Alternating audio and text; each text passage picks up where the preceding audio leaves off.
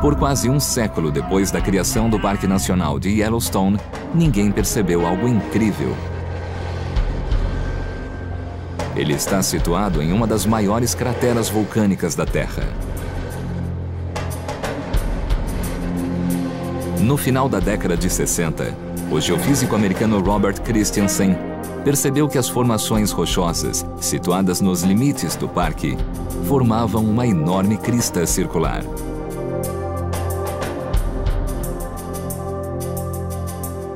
Ele comparou seus achados no solo com fotos da NASA, tiradas entre 1966 e 1970, e confirmou que o círculo era a borda de uma cratera gigantesca, com 70 quilômetros de diâmetro.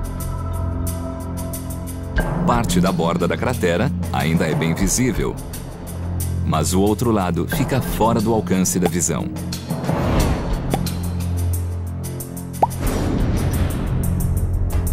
A revelação da cratera coincidiu com outra descoberta científica em outra parte do país. Na Califórnia, os cientistas identificaram uma fina camada de cinzas sob o solo moderno. As cinzas combinavam com o material da cratera de Yellowstone. A datação das camadas de solo provou que as cinzas eram de 640 mil anos atrás e forneceu uma data para a supererupção de Yellowstone.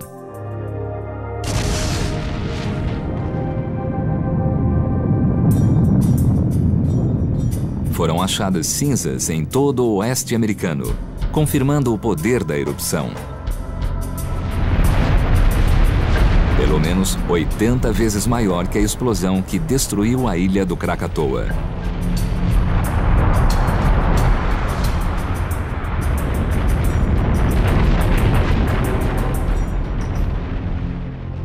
E 2.500 vezes maior do que a erupção do Monte Santa Helena.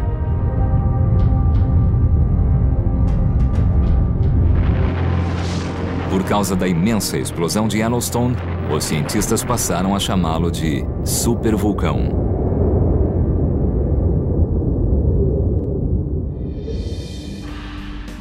Mas isso criou outro mistério. Nesta paisagem tranquila, onde estava a cratera que o vulcão devia ter deixado? Hoje, quando olhamos para esta paisagem, vemos colinas suaves e árvores e, obviamente, não existe um grande buraco no solo causado pela erupção do vulcão. Algo deve ter acontecido. Um dos primeiros processos foram os fluxos de vários tipos de lava vulcânica. E se você olhar aqui, para baixo, para aquelas árvores, verá um dos mais antigos fluxos de lava que aconteceu depois da erupção há 640 mil anos. Com o passar de milhares de anos, esse fluxo transformou-se em solo e se cobriu de árvores. Em outra parte do parque, há outro tipo de depósito de lava, ainda sem vegetação, porque a lava ainda fluía até cerca de 100 mil anos atrás. Essa lava era menos explosiva, fluía mais e esfriou lentamente. Ela transformou o duro terreno vulcânico na paisagem suave de Yellowstone.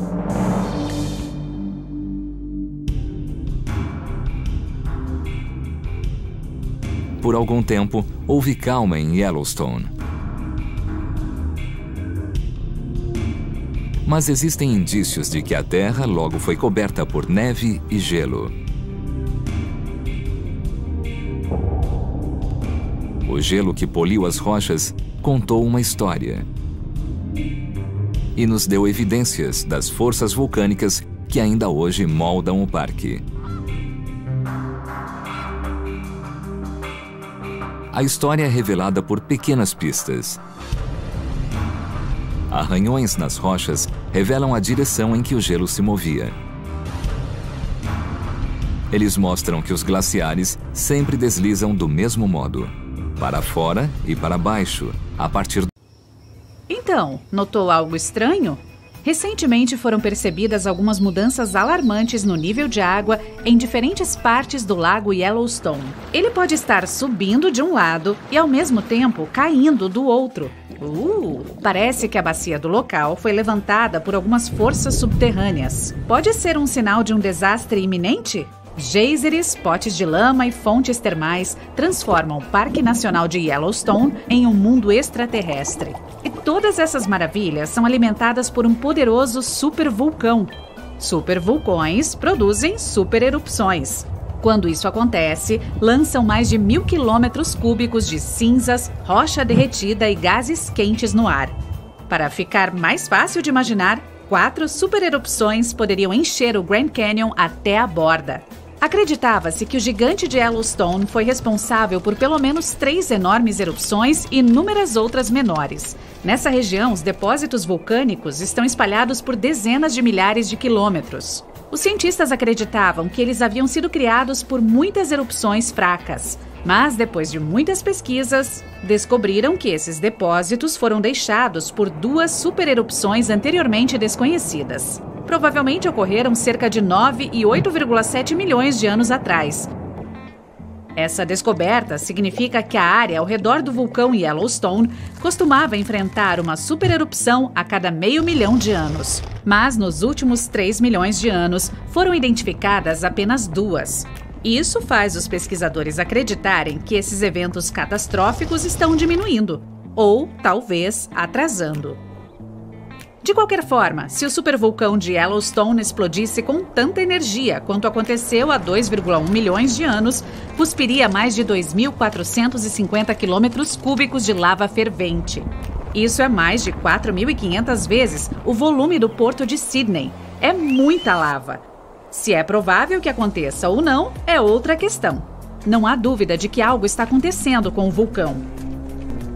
As mudanças no nível da água no lago Yellowstone significam que a caldeira está subindo abaixo da superfície. A caldeira é o que sobra depois que um vulcão entra em erupção e então colapsa. A de Yellowstone não está apenas subindo, criando uma elevação em forma de cúpula. Ela também se move para cima e para baixo em um movimento de respiração.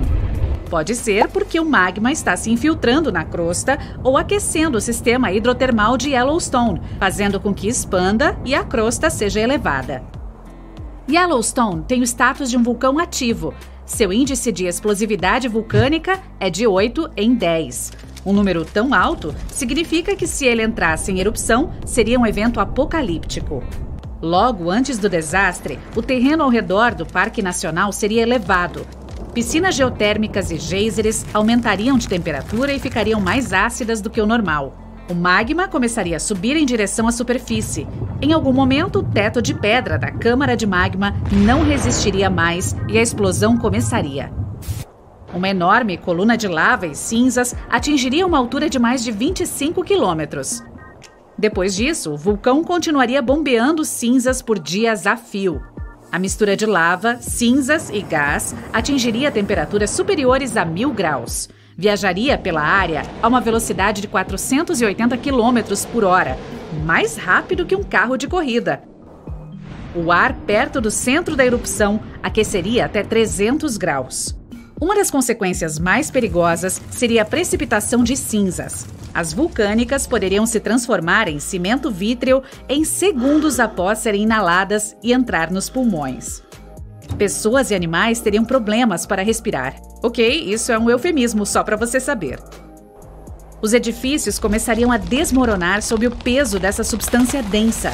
Levaria apenas alguns dias até que uma camada de 3 metros de cinzas cobrisse o território de cerca de 80 quilômetros ao redor do centro da erupção. Depois que elas entrassem na estratosfera, as temperaturas em todo o mundo começariam a cair. Se a erupção fosse rica em enxofre, que é um bloqueador solar eficaz, ficaria tão frio que não haveria verão no mundo inteiro nos próximos anos. As estações das monções mudariam. A agricultura enfrentaria sérios problemas, resultando na falta de suprimentos de alimentos. Ao longo dos últimos 50 anos, a caldeira de Yellowstone subiu quase 60 centímetros. No entanto, não é preciso se alarmar. Especialistas têm certeza de que é um comportamento natural para o local. A caldeira baixa novamente após os períodos de elevação em forma de cúpula. Os cientistas pensam que o supervulcão não representa nenhum perigo no momento. Para que uma erupção aconteça, o magma no interior tem que estar pelo menos 50% derretido. Em Yellowstone, esse número é de apenas 5 a 15%. A probabilidade da erupção é de 1 em 730 mil. É seguro dizer que é um tiro no escuro. Melhor ainda, um estudo recente fez os pesquisadores acreditarem que o ponto quente pode estar em declínio agora, apesar de toda a atividade de respiração e elevação da cúpula. Ainda assim, foram muitas as discussões sobre o que poderia ser feito para evitar que uma supererupção desastrosa acontecesse. E a ideia mais popular e aparentemente eficaz foi resfriar Yellowstone. Infelizmente, há um problema. O vulcão vaza apenas 70% do calor que vem de suas câmaras cheias de magma. O resto fica dentro. Assim que atinge um determinado limite, o monstro entra em erupção. Se fosse possível extrair pelo menos 35% do calor do vulcão Yellowstone, a erupção poderia ser evitada. Quanto mais frio o magma, mais espesso e pegajoso fica. Ele deixa de ser tão fluido e não tenta mais subir à superfície. Depois de considerar esses fatos, os cientistas da NASA elaboraram um plano. Sugeriram perfurar um poço de 10 quilômetros de profundidade e bombear água fria pressurizada. A temperatura da água que voltaria à superfície seria de aproximadamente 350 graus. Assim, o calor seria gradualmente extraído. E se uma usina geotérmica fosse construída no local, geraria muita energia elétrica. Seria uma energia muito simples de produzir e seu preço seria muito atraente, cerca de 10 centavos de dólar por quilowatt-hora. À primeira vista foi uma ideia incrível, mas algum tempo depois começou a receber muitas críticas. Imagine perfurar a crosta terrestre indo cada vez mais fundo. Então, bam! Um bolsão hipotérmico foi atingido. Prepare-se para uma catástrofe. Isso poderia liberar gases que provavelmente causariam uma série de explosões superpoderosas. Na pior das hipóteses, isso seria capaz até de desencadear uma erupção vulcânica em grande escala. Você já conhece os resultados catastróficos, desde fontes de lava e avalanches de rochas derretidas até mudanças climáticas em todo o mundo. Sim, não é nada bom. Ou, digamos, você está perfurando um poço para levar água fria ao vulcão. Então, acidentalmente atinge a câmara de magma. Nesse caso, em vez de resfriar o gigante, tornará o topo da câmara de magma muito mais frágil do que costumava ser. E toda a construção corre o risco de desabar a qualquer momento. E não esqueça que uma perfuração também pode liberar gases tóxicos. Eles geralmente se acumulam no topo do reservatório de magma. Mas pode ficar bem pior. Todo o processo se estenderia por mais de 16 mil anos. Esse método é muito arriscado para resfriar o vulcão tão rápido quanto as pessoas provavelmente gostariam. E os cientistas não têm 100% de certeza de que quando a construção do sistema de resfriamento estivesse concluída, o vulcão permaneceria frio por pelo menos mais 100 anos. E por último, mas não menos importante, o projeto de resfriar um pouco o supervulcão de Yellowstone custaria assustadores 3,5 bilhões de dólares. Um preço enorme para algo que pode não funcionar. A propósito, Yellowstone não é o único vulcão que tem uma cúpula de lava que está subindo no momento. Ela é criada quando o magma chega à superfície e depois se acumula ao redor da abertura. Cientistas encontraram uma dessas dentro de um vulcão submarino no Japão. É uma cúpula com mais de 600 metros de altura e mais de 10 quilômetros de largura. Embora o supervulcão japonês pareça estar dormindo, os especialistas não baixam a guarda. Um sistema vulcânico pode oscilar de calmo e dócil à beira de uma erupção em um piscar de olhos. Outra enorme cúpula está crescendo nos Andes Centrais, no topo da maior loja de magma ativa do planeta. O Planalto Altiplano Puna, onde a cúpula foi encontrada, é o segundo planalto mais alto do mundo. E a cúpula tem mais de 1 quilômetro de altura. Você pode estar se perguntando como os especialistas não sabiam nada sobre essa enorme elevação até recentemente. A resposta é simples. Estava escondida dentro do platô. Trata-se de uma região árida, repleta de vulcões, e se estende por milhares de quilômetros. Sim, outro caso de esconderijo à vista de todos.